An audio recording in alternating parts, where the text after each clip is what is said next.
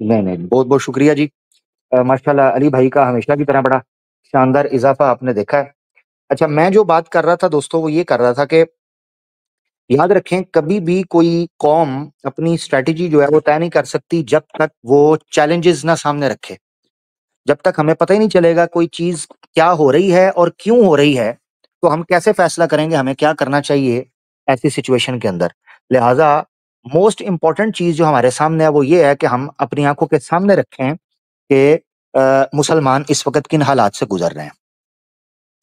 तीसरा पॉइंट यहाँ जो हम डिस्कस करने वाले हैं और उसके बाद हम अपनी स्ट्रैटेजी डिस्कस करेंगे और ये आखिरी चीज़ होगी। दोस्तों, वो ये है, याद रखें, रोड पर ये तमाशा जो ये स्टार्ट करने जा रहे हैं, अगर हम अपनी स्ट्रैटेजी को फ़ॉलो करें और इंशाअल्लाह अल्लाह के फ़ज़ल से जो सोशल मीडिया और नेशनल मीडिया पर इनको मुँह की खानी पड़ी है, वो ग्राउंड पर भी इनको मुँह की खानी पड़ेगी। वो इस तरह कि इन्होंने इस्लाम का और मुसलमानों का इमेज ये बनाया हुआ है, ये जी बड़े कट्टर हैं, ये जी मार काट देते हैं, ये जी फलाना कर देते हैं। आपको जानकर ये हैरानगी होगी कि जैसे ही एक्स मुस्लिम रोड पर उतरेगा और कोई मुसलमान उसको कुछ भी नहीं कह रहा होगा, वो सारे का सारा प्रोपेगेंडा एक मूतर की झाग की तरह बैठ जाएगा और इनके दिमागों में जो ये झाग चढ़ी हुई है, वो झाग भी उतरना शुरू हो जाएगी। आप देखना, बड़े सुकून के साथ। खुद हिंदू ये कह उठेगा, "ओए तुम तो हमसे पैसे ले रहे थे, जान का खतरा, जान का घनो खतरा, जान का घनो खतरा, वो तुम्हें कह ही कुछ नहीं रहे।" इसीलिए मैंने कहा कि ये मार्केट, गली, मोहल्ले में जा रहे हैं, क्योंकि वहाँ कोई किसी तरीके पर आकर कुछ कर जाए, हमारे तो हित के अंदर वो चीज़ ही नहीं है। इनका सबसे बड़ा याद रखें, एक्स मुस्लिम अगर रोड पे नुकसान पहुँचता है, उनका सबसे बड़ा बेनिफिशियरी कौन है? हिंदुत्ववादी। क्योंकि ये इमेज हमारा बनाते हैं। इसलिए उनको नुकसान वही पहुँचाएगा जो हिंदुत्व का बंदा होगा, हमारा नहीं। क्योंकि हमारी कम्युनिटी का तो इमेज और खराब होगा इससे। याद रखें, मुसलमान तो किसी एक्स मुस्लिम को दूर से भी टच नहीं करेगा, क्योंकि उसको पता है कि इन्होंने जो प्रोपेगेंडा शुरू किया हुआ है, अगर हमने इनको कुछ कहा या कोई चीज़ की, ये तो पहले ही हमारा इमेज खराब है। सीधी-सी बात है। हम अपने नौजवानों को कानून हाथ में लेने से इसी बेस पर रोकते हैं। हम तो इसी बेस पर रोकते हैं कि ना इस्लाम हमें इजाज़त देता है, ना कानून हम अपने हाथ में लेने के कायल हैं और ना ऐसी कोई चीज़ है कि हम इनके सवालों के जवाब ना दे सकते हों। ब्लास्फेमी करते हैं, वो चीज़ें करते हैं, उसको हम डिस्कस करने लगे अभी, ठीक है? तो पॉइंट नंबर 1 यहाँ पर जो समझने का वो ये कि ये जो रोड तमाशा करने जा रहे हैं, ये इंशाअल्लाह इस्लाम और मुसलमान के इमेज को बेहतर बनाने के लिए अल्लाह के हुक्म से देखना कैसे ये बैकफ़ायर करता। अच्छा, अब हमारे जो करने के काम हैं, वो मैं आपके सामने रख देता हूँ। याद रखें, बहैसियत कौम के, बहैसियत कम्युनिटी के आपको अपनी प्रायोरिटी सेट करनी होंगी अब। तो सबसे पहली हमारी प्रायोरिटी है, हमें एक बिगर इश्यू को पहले डिस्कस करना है रादर देन इन चुमूनों को। ये कीड़े-मकोड़े एच मुस्लिम्स के नाम पर जो रोड और गली मोहल्ले में आपको दिखाई देंगे, ये आपका बाल भी बांका नहीं कर सकते। भिखारी पोस्टर लगाकर घूम रहे हैं, इनको घूमने दिया जाए। आपकी सारी की सारी फ़ोकस, आपकी सारी की सारी मेहनत 2 कामों के ऊपर होनी चाहिए, जो मैं अब आपके सामने रख रहा हूँ। नंबर 1, उसको गौर से सुन लें। सबसे पहले आप लोगों ने अपने-अपने इलाकों के अंदर जो लॉयर्स हैं, चाहे वो सनातनी हैं, चाहे मुसलमान हैं, चाहे क्रिश्चियंस हैं, जो कि इंसानियत के लिए काम करते हैं। तो मैं अपने मुसलमान दोस्तों से ये कहता हूँ कि आपने अपने-अपने इलाकों के अंदर, चूँकि ये मैटर लीगल है, लीगल इश्यू है, अपने अपने इलाकों के अंदर लॉयर्स को अब एक्टिव करें, क्योंकि रोड पर जो मामला होने वाला है, इसमें आपको बड़ी संख्या के अंदर लॉयर्स की जरूरत पड़ने वाली है। लिहाजा देखा जाए, लॉयर्स के साथ आपने बैठना है और इसमें हमारे साथ कोई राब्ता भी करना चाहेगा, तो इंशाल्लाह वो राब्ता कर सकता है। हम उसको मजीद इस चीज पर गाइड भी करेंगे। लॉयर्स क्या करेंगे? बेसिकली जो वकील होगा, वकील को इस वक्त कानून के एतबार से सपोर्ट और असिस्ट करने की सबसे ज्यादा जरूरत है अपनी कम्युनिटी को। और इस पर मैं ज्यादा डिस्क्लोज इसलिए नहीं कर सकता हूं, क्योंकि हर इलाके का वकील उसके हालात और वाकयात को सामने रखते हुए आपको बेहतर सजेशन देगा, बजाय इसके कि मैं यहां बैठकर एक जेनरिक स्टेटमेंट दूं। रादर देन बेहतर ये है कि आपके इलाके का जो वकील होगा, लॉयर होगा, उनको आप इकट्ठा करें। 1 नहीं, 2 नहीं, 5 नहीं, 50, 10 जितने वकील आपको मिलते हैं, उनके सामने ये इश्यू रखें कि ये लोग रोड पर उतर रहे हैं। लिहाजा इस हवाले से आप हमें गाइड करें, हम लीगली क्या एक्शन ले सकते हैं, कॉन्स्टिट्यूशन हमें क्या राइट देता है, हम किस एतबार से इस चीज को लेकर चल सकते हैं। एक तो पॉइंट आपने ये समझना है।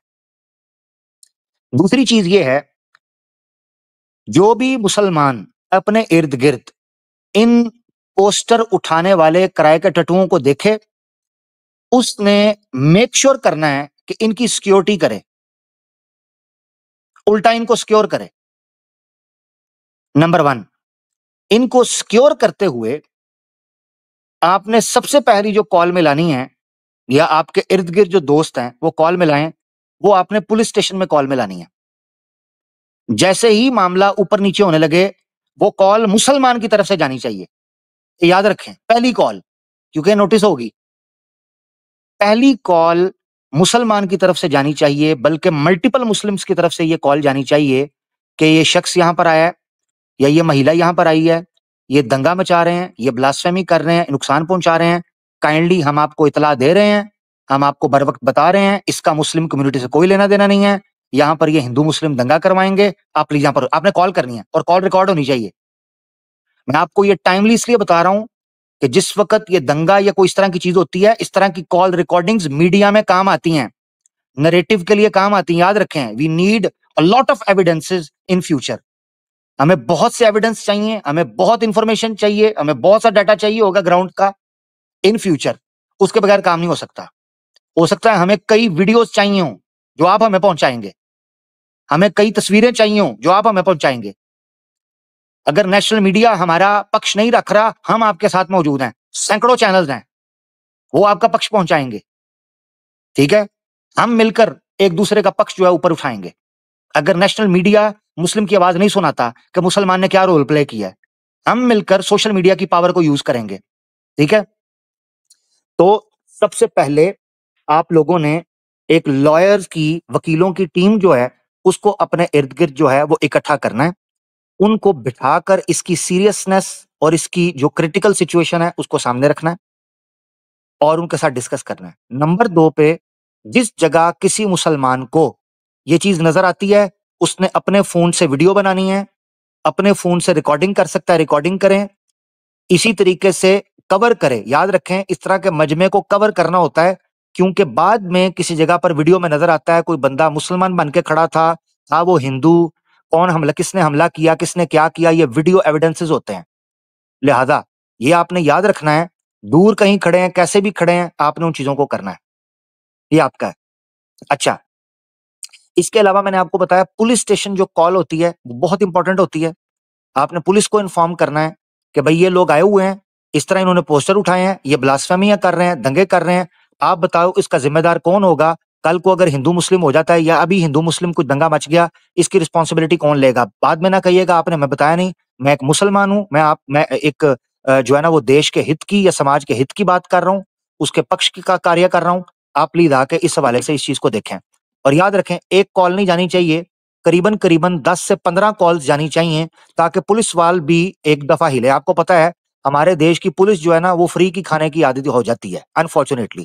ठीक है ना, तो इसलिए जरूरी यह है कि पुलिस को 10 से 15 कॉल्स जानी चाहिए, इस एतबार से कि उनको लगे कि यार ये कौन लोग हैं जिनकी वजह से हमें तंग किया जा रहा है। ये कौन लोग हैं?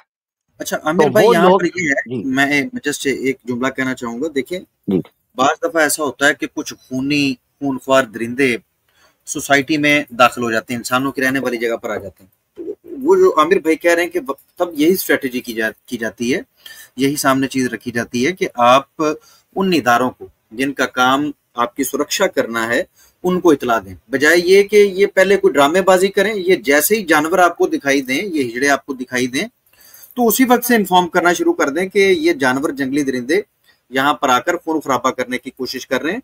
उस वक्त से ही, जैसे ही आप इनको देखें, बजाय ये हम्म, कि वेट किया जाए कि ये कोई दंगा खुद करवा लें, मैं तो समझता हूँ कि जैसे ही इनको देखा जाए उसी वक्त ये इतला होनी चाहिए। आपकी बात आमिर भाई बिल्कुल ठीक है। हम्म, बिल्कुल। मल्टीपल मल्टीपल लोग करें, जिससे ये एक इनको इंफॉर्मेशन मिलनी चाहिए कि ये कोई सीरियस मामला है। एक दो कॉल्स नहीं, बल्कि मल्टीपल कॉल्स जो हैं वो जानी चाहिए। याद रखना है, याद रखें, इदारों को या डिपार्टमेंट्स को या पुलिस को इन्फॉर्म करने का एक बड़ा मकसद ये है कि हम कानून को अपने हाथ में नहीं लेंगे। किसी को भी इनके ऊपर चढ़ाई करने की या कानून को अपने हाथ में लेने की इजाजत नहीं होगी। वो हमारी कम्युनिटी के खिलाफ जाएगी चीज, ये याद रखिएगा। ये चाहते हैं, आपको मैंने पहले बताया, ये इनको स्ट्रीट्स में, मार्केट्स में इसलिए उतार रहे हैं ताकि दंगा हो, और वो दंगा आपके कंधे पर बंदूक रखकर करना चाह रहे हैं। लिहाजा कोई मुसलमान कानून को अपने हाथ में नहीं लेगा, सिंपल वो कानून के साथ मिलकर चलेगा। ठीक है जी, ये आपने याद रखना है। क्यों? क्योंकि ये हमारी कम्युनिटी के और हमारे इमेज के इंटरेस्ट में ये चीज जाती है कि हम कूल एंड काम डाउन रहें। ठीक है। अच्छा, एक तो ये चीज। इसके अलावा, अगर, ये मैं इसलिए कहना चाह रहा हूं कि अब ये जब रोडों के ऊपर उतरेंगे, हो सकता है किसी ऐसे इलाके में जाएं जहां किसी को पता ही ना हो कि ये स्ट्रेटजी क्या है। लिहाजा अब आपका काम यहां से शुरू हो गया है कि या तो इसी गुफ्तगू को क्लिप्स के अंदर आप काटें, मैं कोशिश करूंगा मैं इस हिस्से को काट के आवाज ऑफिशियल पे डालूं। आप उसको शेयर करना चाहते हैं उसको शेयर करें, अदरवाइज जिस जिस हिस्से को जो जो आपको समझ आ रहा है, नंबर वन, आप उसको अपने तरीके से कट करके जहां लगा सकते हैं इस चीज को लगाएं। व्हाट्सएप ग्रुप्स के अंदर शेयर करें, टेलीग्राम ग्रुप्स के अंदर डालें, इंस्टाग्राम ग्रुप्स के अंदर डालें, wherever you think it's useful, beneficial, आप उसको वहां तक स्प्रेड करें। क्योंकि देखें, हम एक प्लेटफॉर्म के ऊपर बैठकर बात कर सकते हैं, मगर आप कम्युनिटी हाथ से हाथ मिलाकर, सफ से सफ जोड़कर इस मिशन को, इस मैसेज को आगे पहुंचा सकती है, इस स्ट्रेटजी को अपने अल्फाज के अंदर आगे रख सकती है। ठीक है। तो ये अब आपका काम यहां से शुरू हो गया है, आपने इस पैगाम को कैसे पहुंचाना है। अच्छा, यहां एक चीज जरूरी समझने की यह भी है कि जब उन लोगों तक ये बात पहुंची नहीं कि ये लोग हैं कौन, तो उनको कैसे पता होगा कि इनका काउंटर क्या है। याद रखें, जब तक किसी को कोई बीमारी लगती नहीं, उसको पता नहीं चलता कि इसकी दवाई क्या है।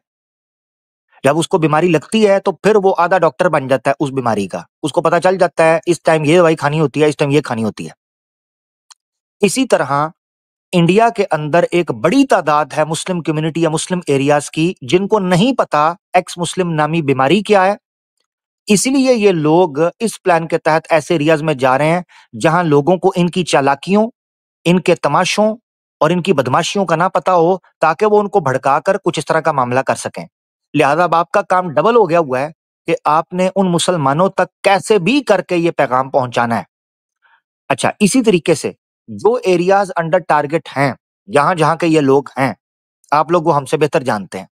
लिहाजा आपको किसी जगह पर ऐसे इलाके में कोई ऐसा बंदा नजर आए घूमता हुआ, आपने गुफ्तगू में बहस मुबासे की जगह कन्फ्रंट करने के सिर्फ एक बात करनी है, आए आपकी डिबेट करवाते हैं, आए आपकी डिबेट करवाते हैं, बस ये आपने कहना है। वो कहेंगे भाई किससे डिबेट करानी है, कैसे डिबेट करानी है, कौन सी बात करनी है। उनको कहें अभी हम जनाब आपकी बात करवा देते हैं, आप आ जाएं, आप बैठे हमारे साथ। जैसे ही वो बैठे, डिबेट करने का प्लान करें, आपने जो इस मिशन से रिलेटेड आपके करीबी लोग हैं, जो इन एक्स मुस्लिम मूवमेंट को जानते हैं, आपने उनको रेफर करना है। इसलिए हमारे लिए जरूरी हो चुका हुआ है कि अब ये काम नौजवान गली गली कूचे कूचे इस तैयारी को पकड़े। क्योंकि याद रखें, ये फेस टू फेस हमारे साथ आके बात करने से तो गए रहे, वो तो बात नहीं हो सकती। मगर अब जरूरी हो चुका हुआ है कि हर इलाके के अंदर, हर गली के अंदर, हर मोहल्ले के अंदर मुस्लिम नौजवान खुद को तैयार करे इन लोगों से डिबेट करने के लिए, डिस्कशन करने के लिए। तो समहाउ उसकी ये तैयारी होनी चाहिए, उसको बेस पकड़नी चाहिए। खैर, ये 5-6 पॉइंट्स थे जो बेसिकली हम आपके सामने रखना चाहते हैं, जहां आपको इस चीज को समझ रहे हैं। अच्छा, इसके अलावा जैसे आप कह रहे हैं कि जब हम कहते हैं कि उससे लिंक्ड या उससे रिलेटेड किसी बंदे से बात करवानी है, तो यहाँ ये आपको याद रखना चाहिए कि हम यहाँ पर अ, जो आपको पता है आपके इलाके में कोई मौलाना होते हैं या आलिम दीन होते हैं, आपको पता होता है कि वो इस टॉपिक के हवाले से एक्सपर्ट हैं। यानी उनका इंटरेस्ट है एथिज्म पे बात करना या हिंदुत्व को डील करना, या इसी तरीके से जो लोग इस हवाले से बात कर रहे हैं आप उन लोगों को जानते हैं। लिहाजा इस तरह के लोगों से आपने उन लोगों को गुफ्तगू करने के लिए मौजूद करवाना है। ठीक है? ये चीज़ आपने ज़रूरी समझनी है। तो खैर, मान लें 1 मिनट के लिए आपको कोई ऐसा शख्स नहीं मिलता। वैसे तो जो लोग हमें सुन रहे हैं, यकीनन उनको ऐसे लोग इर्द-गिर्द ज़रूर या वो खुद अल्हम्दुलिल्लाह इस काबिल होंगे। मान लें आपको कोई ऐसा शख्स नहीं मिलता, तो आपने साफ तौर पर उनको ये भी कह सकते हैं कि देखें, अगर आप अपने चैनल हमें प्रमोट कर रहे हैं, तो क्या हम आपको कोई चैनल आपके सामने रख सकते हैं कि आप उनसे डिबेट कर दें? आप उससे डिबेट करेंगे? आप यकीन जानें कि वो भाग जाएँगे या वो आपसे नेक्स्ट टाइम उस जगह के ऊपर बात ही नहीं करेंगे, निकल जाएँगे। इसकी मैं मिसाल आपको देता हूँ, गौर से सुनिएगा। गौर से सुनिएगा ये जो मैं बात आपको बताने लगा हूँ। ये बात पता नहीं शायद मैंने ज़िक्र किया कि नहीं की पहले, मगर अब कर रहा हूँ। मुझसे हमारे एक बड़े प्यारे मोहसिन हैं, नाम नहीं मैं उनका लूँगा, आप सब जानते हैं। फॉर सिक्योरिटी रीज़न्स मैं नाम नहीं ले रहा। उन्होंने मुझसे राब्ता किया और कहा कि अमेरिका में एक भाई थे, जो कि पहले हिंदू थे, उन्होंने इस्लाम कबूल किया। ये बड़े गौर से सुनिएगा बात, ये जो मैं आपको सुनाने जा रहा हूँ। अमेरिका में एक भाई थे हिंदू, जिन्होंने स्वयं इच्छा से इस्लाम को स्वीकार किया। जब उन्होंने इस्लाम कबूल किया, उनके घर वालों को पता चल गई ये बात इंडिया में कि उन्होंने इस्लाम कबूल कर लिया। उसकी वजह से उनके घर की हालात जो हैं वो थोड़े से ऊपर नीचे हुए। अब वो जब वो इंडिया चक्कर लगाने के लिए गए, तो उनके घर वाले चूंकि हिंदू थे, तो उनके पास एक शख्स आया और उस शख्स ने आकर कहा, या उन्होंने उसको बुलाया, एक हिंदू को, कि भाई हमारा बेटा जो है उसने तो सनातन धर्म त्याग दिया और इस्लाम कबूल कर लिया हुआ है। तो उसके माता पिता ने कहा कि भाई देखो ये हिंदू है, तुमने तो हमारे बेटे हिंदू होकर इस्लाम कबूल कर लिया, हिंदू धर्म को त्याग दिया है, सनातन धर्म को, तो ये हमारे पास एक सनातनी आया है जो इस्लाम छोड़कर सनातनी हुआ है। वो बंदा बड़ा हैरान हुआ जिसने इस्लाम कबूल किया था, कि यार मैं सनातन धर्म को त्याग के मुसलमान हुआ हूं और ये इस्लाम को त्याग के सनातनी हो गया है। यार बड़ी इंटरेस्टिंग सिचुएशन हो गई। उसके घर वालों ने कहा कि बेटा देखो, तुम इस एक्स मुस्लिम सनातनी से बात करो, ये कहता है कि ये तुम्हें 1 घंटे के अंदर दोबारा मुसलमान से सनातनी बना देगा।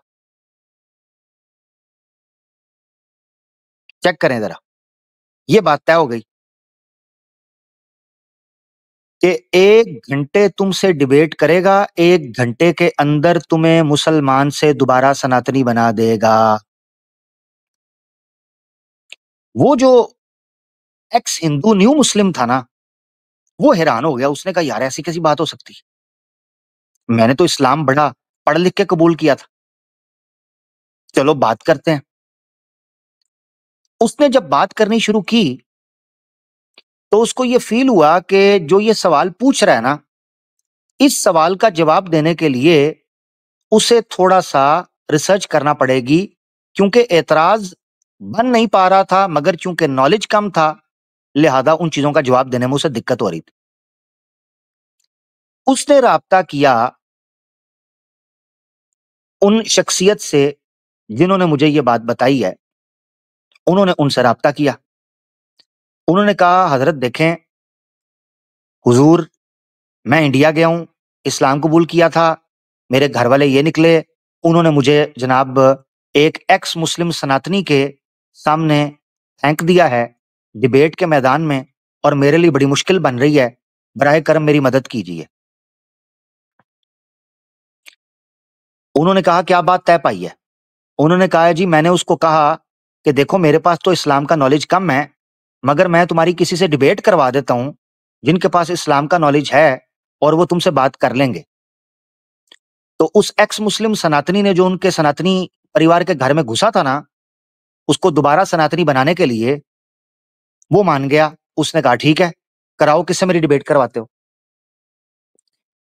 ये जिन हुजूर का मैं नाम ले रहा हूं, उन्होंने इस खाकसार को याद किया, इस गुनाहगार को याद किया। उन्होंने कहा, क्या आप तैयार हैं बात करने के लिए उस एक्स मुस्लिम सनातनी से, क्योंकि वो ब्लैकमेल कर रहा है एक सनातनी परिवार के अंदर जाकर, और वो कह रहा है कि जनाब मैं तुझे मुसलमान से दोबारा सनातनी बना दूंगा। लो जी, आपको तो पता है मेरी फेवरेट डिश ही ये होती है। मैंने उनको कहा कि जनाब मैं हाजिर हूं, सिर्फ मुझे बंदा बताएं, बंदा कौन है और कहाँ डिबेट होनी है, क्या होना है, मुझे बताएं। उन्होंने इस खाकसार को याद कर लिया। अब बात उन दो लोगों में तय होने लगी, यानी उस एक्स हिंदू न्यू मुस्लिम में और एक्स मुस्लिम न्यू सनातनी के अंदर ये बात तय होने लगी कि डिबेट कैसे होगी, क्या होगा, क्या होगा, क्या मामला। और वो मैसेज हमें फॉरवर्ड होने लगे और पता चलने लगे। ये चीज हमारे सामने आई। उस बंदे ने बातों बातों में, जो कि एक्स मुस्लिम सनातनी था, ये बात कर दी कि डिबेट होगी मेरे यूट्यूब चैनल के ऊपर। यानी जिससे पता चला कि उस एक्स मुस्लिम सनातनी का यूट्यूब चैनल था। ये बात सामने आई। मैंने कहा, कोई दिक्कत नहीं, आप उसका चैनल मेरे साथ शेयर करें, देखे तो सही कौन है, किस में दम है, हम देख लेते हैं जो बात करना चाहता है।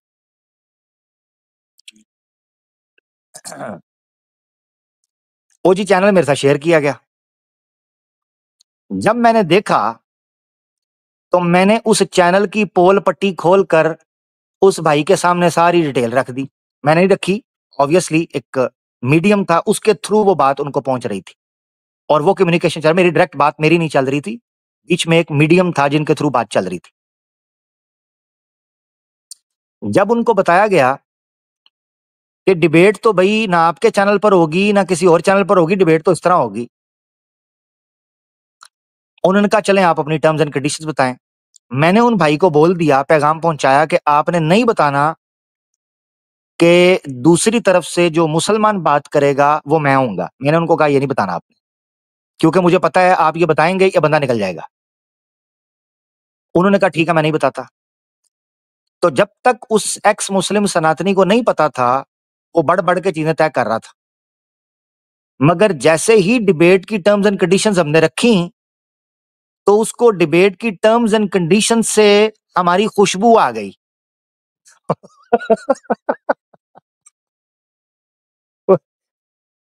उसको खुशबू आ गई कि ये तो कोई जाना पह ये कोई जाना पहचाना नाम लगता है। वो तितर हो गया, तितर। वो दिन, आज का दिन, हमें कोई खबर नहीं आई। मैं कौन हूं, मैं कहां हूं, हमें खबर नहीं आई। अब सवाल ये है कि इन्होंने ये पैटर्न चेक कर लिया, ये डाटा निकालते हैं, इनके पास आपको मैंने बताया ऑफिशियल डाटा तक रसाई है। ये डाटा निकाल के अपने नीचे, जो अपने नीचे पंथ हैं उनको पहुंचाते हैं। उनको पहुंचाने के बाद ये वो डाटा इकट्ठा करते हैं कि कितने लोग हैं जिन्होंने स्वयं इच्छा से इस्लाम धर्म को स्वीकार किया है, सनातन धर्म को त्यागा है। ये उन पे फोकस करते हैं। फोकस करने के बाद उनके एड्रेस निकाल के उनके घरों में जाते हैं। घरों में जाके उनको इमोशनली ब्लैकमेल करते हैं। देखें आपने जनाब इस्लाम क्यों कर लिया स्वीकार, इस्लाम में तो ये है। फिर अपने चेले चाटों को भेजते हैं। ये बाकायदा एक टीम बनाई गई है जो ग्राउंड पर ऐसे सनातनियों के घरों में जाकर तंग करने की कोशिश कर रहे हैं जिन्होंने स्वयं इच्छा से इस्लाम स्वीकार किया है। तो उनको इमोशनल ब्लैकमेल करते हैं, ड्रामेबाजी उनके साथ करते हैं। लिहाजा ये याद रख लें आप गौर से इस चीज को कि अब आप लोगों के लिए ग्राउंड पर एक्टिव होना अशद जरूरी हो चुका हुआ है। तो टॉप पर आपकी प्रायोरिटीज रहनी चाहिए। याद रखें, एच मुस्लिम मूवमेंट का कचूमर निकल चुका हुआ है। इनके पास कोई मॉरल ग्राउंड नहीं रहा, सिर्फ हिंदू। मैंने आपको बताया इनको 90 से 95% हिंदू सुन रहा है, यानी इनकी ऑडियंस ऑडियंस सारा हिंदू की ऑडियंस नहीं, इनकी ऑडियंस की रेशो बता रहा हूं। इनकी ऑडियंस में 90 से 95% हिंदू देख रहा है। और याद रखें, पूरी हिंदू पॉपुलेशन के अंदर से ये सिर्फ वो रेशो उनकी तरफ जा रही है जो इस्लामोफोब्स हैं, कट्टरवादी हैं, हिंदुत्व वाले हैं, जात पात में फंसने वाले हैं, दंगाई हैं, आतंकी हैं। ये वो लोग हैं, सारे सनातनी नहीं। सनातनियों का वो हिस्सा जो ब्लैकमेल होके, ब्रेन वॉश होके, इमोशनल होके, बेवकूफ बन के उनके पीछे चल पड़ा, राजनीति का शिकार होके। ये फर्क आपने समझना है। लिहाजा H Muslim movement is done and dusted. ये उसी वक्त डन एंड डस्टेड हो गई थी जिस वक्त ये नेशनल मीडिया पर आई थी। वो एक नॉर्मल सनातनी के लिए आंख खोलने के लिए काफी था। अब ग्राउंड पर सिर्फ ये मुसलमानों को छेड़ने के लिए आ रहे हैं। जैसे किसी ने जनाब कोई किसी को देखे ना तो अटेंशन सीख करने के लिए घूम के उनके सामने आते हैं। आपने वो एक लड़की की वीडियो देखी थी बिल बतौड़ी की, वो पोस्टर उठा के मुसल देखती है, हिजाब वाली औरत जा रही है, उसके पीछे चलना शुरू हो जाती है। देखती है कोई दाढ़ी वाला नजर आया, पागल कुतिया की तरह, आवारा कुतिया की तरह उसके पीछे जाना शुरू कर देती। कोई दाढ़ी वाला टोपी वाला नजर आए, पोस्टर उठा के उसके पीछे। मुझे बताओ, ये पंगा और फड्डा नहीं तो और क्या है? ये कौन किस किस्म की अवेयरनेस है? ये किस किस्म की आवारगी तमाशा है? क्या पोस्टर उठा के मुसलमान अपने रास्ते जा रहे हैं, भाग भाग के उनके पीछे जा जाके उनको दिखा रहे हो? भिखारी, भिखमंगी है, चुत्तू, पागल, उल्लू के पट्टे हैं, निकारा, नखट्टू, नल्ले, जीरो। कोई कंट्रीब्यूशन नहीं है सोसाइटी में, समाज में कोई कंट्रीब्यूशन नहीं। पोस्टर उठा के फिर रहे हैं, ये बड़ा हमने तीर मार लिया और रटे रटाए इतरा। बताओ मुझे बताओ, क्या कोई क्रिएटिविटी निकाली है आपने? और रटे रटाए वो एतराज जिनके जवाब हम 85 बार दे चुके हैं, क्या उखाड़ लिया? 85 बार। खुद सनातनी बोर हो गया है तुम्हारे उन एतराजात के, खुद सनातनी बोर हो चुका हुआ है तुम्हारे उन एतराजात की बेस पर। वो कहता है करने को कुछ है ही नहीं है, कुछ भी नहीं रहा सवाए नफरत के। आमिर तो भाई, ये वो इनके चीज है ये ना। जो एतराजात हैं, इनके जो एतराजात हैं, मैं चाहता हूँ, मैं बिल्कुल शॉर्ट सी कुछ वीडियोस हैं, जरूर इन्हीं की जरूर। जुबानी जो इनके योद्धा है ना, कहते हैं कि ये 1000 गुना बड़े योद्धा हैं। इन्हीं की जुबानी सुन लीजिए इनके एतराजात भी और साथ में इनकी हैसियत भी। ये देखिए, सूर्य तौबा है, सूर्य तौबा की आयत 33 है, 9 है, और सूर्य 5 के अंदर तो बिल्कुल ही मार काट तक कर दी है। सूर्य 5 के अंदर तो बिल्कुल ही मार काट तक कर दी है। ये सब दोगलापन है। मैं तेरा दोगलापन उतारता हूँ अब। सलीम भाई, आपने एक लंबा अरसा इस्लाम के अंदर गुजारा है, तो कहीं पर आपने कोई ये तालीमात आपको किसी ने दी हो कि भाई हमने हिंदुओं को काट देना, और इस्लाम ये कहता है और ये कहता है कि हमने ये काट देना है? ऐसा कहीं पे भी नहीं होता है, ऐसा कहीं पे भी नहीं होता है। अब आए ना लाइन पे। जी, ये मुसलमानों के खिलाफ एक खाई तैयार कर रहे हैं हिंदुओं के मन में। ये बीज बोया जा रहा है ऐसे ऐसे चैनलों की वजह से, ऐसे ऐसे लोगों की वजह से जो एक्स मुस्लिम इंसानियत के देवता बन के आते हैं ना, ये साले इनकी बहन की टांग मारूते हैं ना, ये साले इनकी बहन की टांग मारू।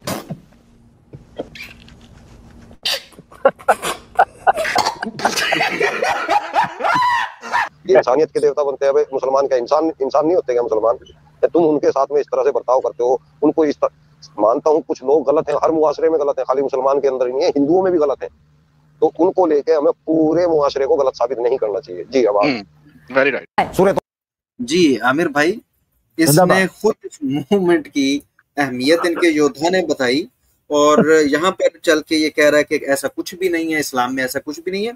मजीद दिखाते हैं जहां पर इसने माफियां मांगी हैं। आमिर भाई ने भी जो आपको फरमाया कि ये क्यों नहीं आते हमारे पास, हमारा सामना जब भी इनसे हुआ है इनको आंखें झुका के घुटनों को हाथ लगा के जान छुड़वानी पड़ी है, माफी मांगी है इन्होंने, ये और सबका ये हाल हुआ है।